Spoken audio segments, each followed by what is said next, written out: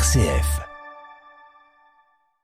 Figurez-vous que cet été, ce sont les JMJ, les Journées mondiales de la jeunesse. Alors on va en reparler avec Céline et Anaïs. Bonjour toutes les deux. Bonjour. Bonjour. Alors, il paraît que c'est au Portugal, Anaïs, et que vous y êtes allée récemment, c'est bien ça ?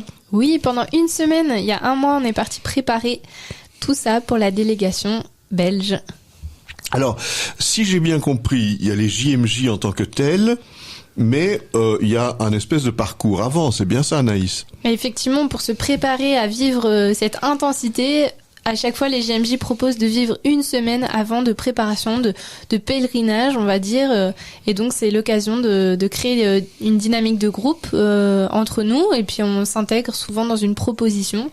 Et là, ça va être incroyable. On a aussi visité le lieu qui nous accueillera pour vivre cette semaine. Et ça sera vraiment qualitatif. On a hâte. Alors justement, Céline, tous ces gens qui se sont inscrits, on est arrivé à peu près à combien ? Alors on est à environ 700 personnes qui se sont inscrits donc jusqu'à présent, et du coup voilà, malheureusement ou heureusement, c'est selon, il nous reste plus beaucoup de places, donc il nous reste une dizaine de places par route.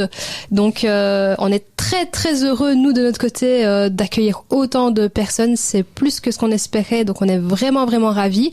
Et du coup malheureusement pour ceux qui ne pourront peut-être pas nous rejoindre. Mais alors Céline, tous ces gens, ils se connaissent pas entre eux, c'est bien ça ? Alors pas encore, certains se connaissent parce qu'ils font partie d'un groupe, il y a des confirmants, des groupes de jeunes, mais effectivement il y a peut-être des pèlerins qui viennent, qui sont inscrits tout seuls, mais ils sont seuls pour l'instant et ils seront très bientôt intégrés dans une fraternité, une frate, et donc ils pourront faire de nouvelles rencontres au JMJ. Mais justement, cette route qui précède les JMJ, c'est pour créer ce groupe alors ? Voilà, donc de toute façon, que ce soit pour notre formule longue ou la formule courte, nous avons déjà les 48 heures de car qui pourront bien créer des liens, soyons-en bien certains.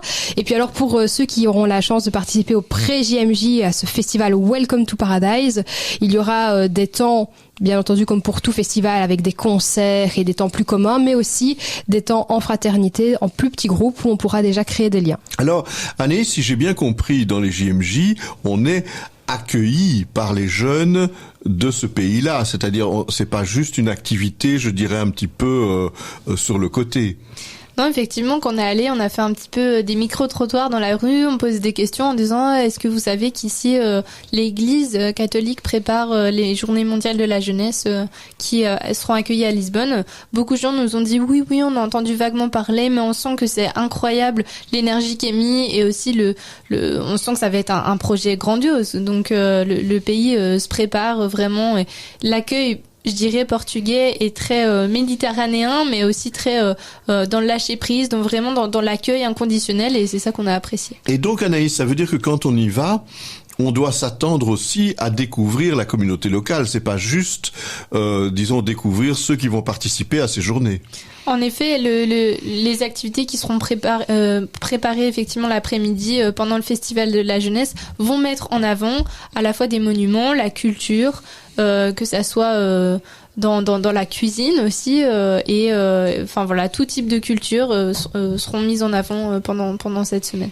Mais alors Céline, on pourrait dire voilà, nous ici en Belgique, on est catholique d'une certaine manière.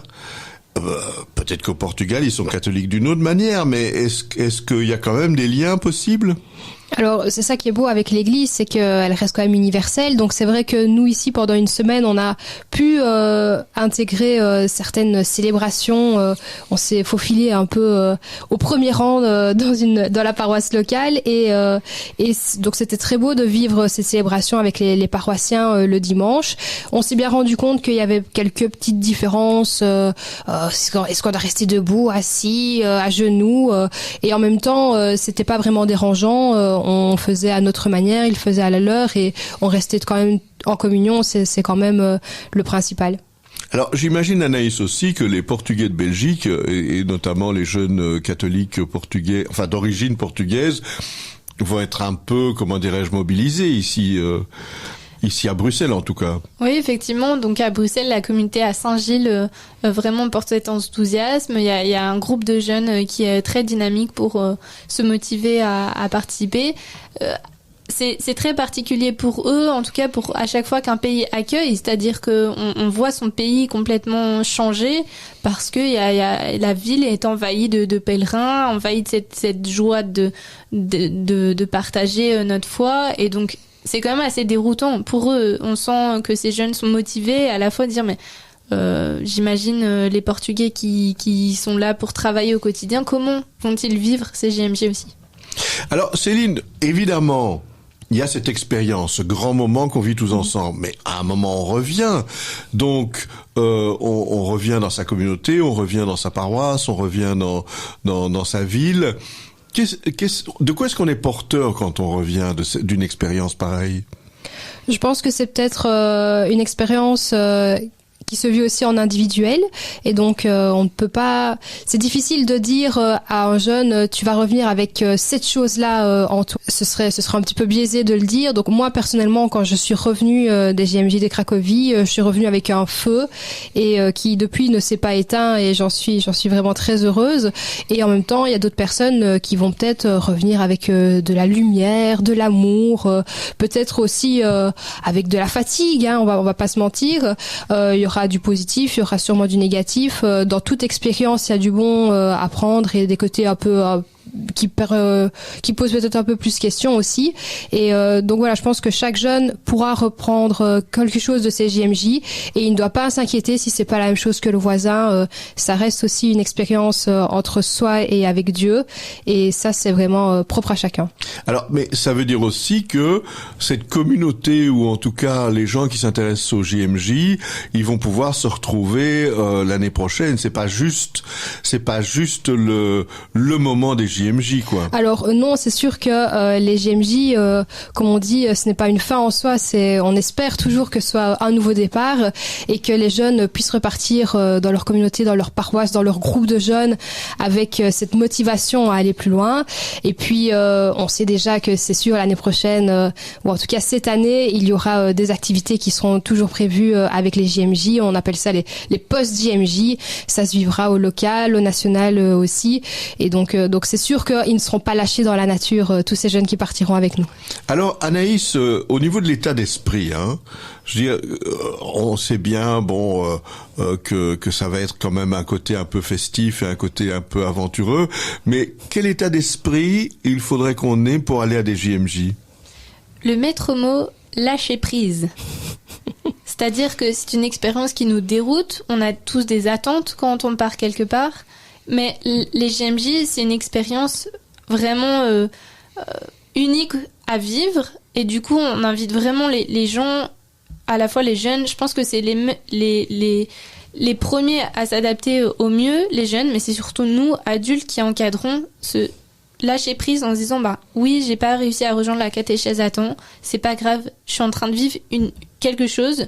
Et soit je suis dans le stress et du coup je me dis non, vite, faut qu'on rejoigne la catéchèse. Soit je prends ce temps qualitatif avec mon petit groupe des 4-5 jeunes qui seront là autour de moi en disant ok, c'est pas grave, on va se poser dans le parc, on va prier, on va partager, on va acheter une glace, vraiment on lâche prise. C'est ça le maître mot. Même nous au niveau de l'organisation, c'est ça qui nous porte. Aujourd'hui on a encore une grande journée pour préparer ces JMJ.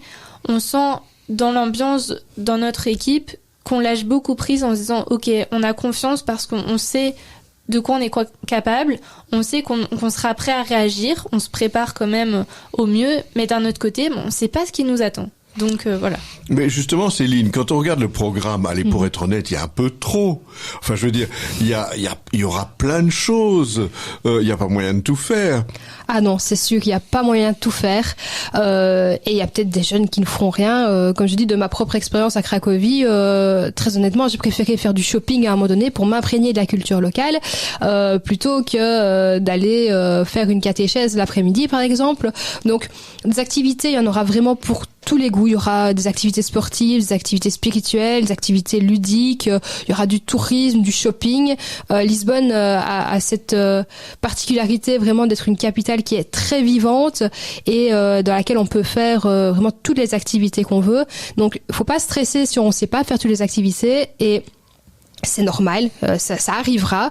Le principal, c'est vraiment de cibler ce qu'on espère peut-être faire en priorité.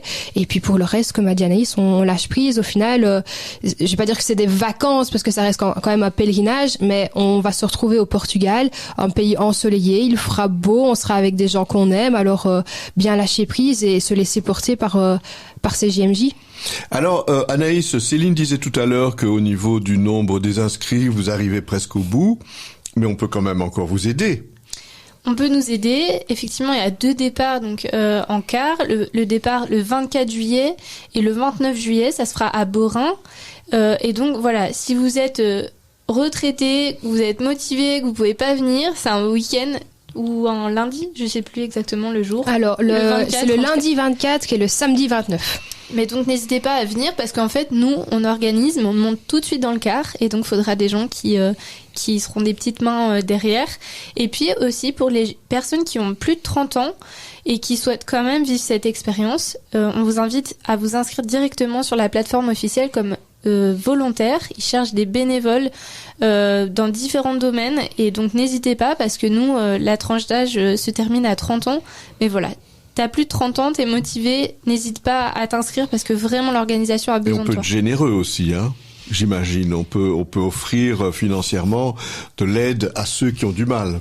Et donc effectivement, bah voilà, on a 700 jeunes, il y a les diocèses qui aident. Nous aussi, on a un fonds de solidarité qui est là, mais voilà, si vous connaissez un jeune qui vraiment a envie de partir, qui galère ou vous avez les moyens de nous aider, ben vous pouvez faire un don. Sans problème, en me contactant à jmjbelgique@gmail.com.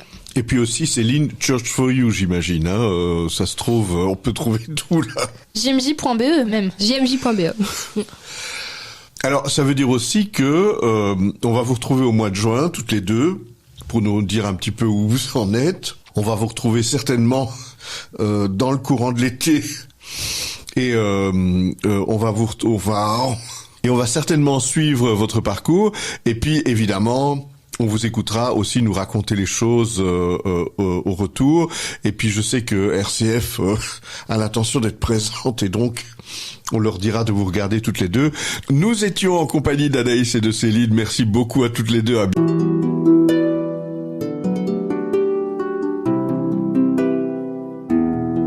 Au fil de la vie, Enzo Bordonaro.